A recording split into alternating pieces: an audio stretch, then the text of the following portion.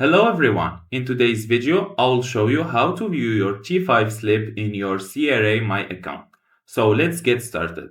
First, you open your browser and go to the CRA My Account website. You can search for this and then click on this first website. After that, you will get into this. Here you will find copies of various tax slips including T5, T4, T3 and many others that have been submitted to the CRA.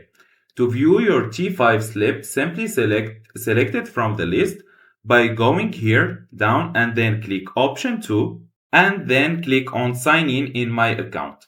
You can then review the details to make sure everything looks correct.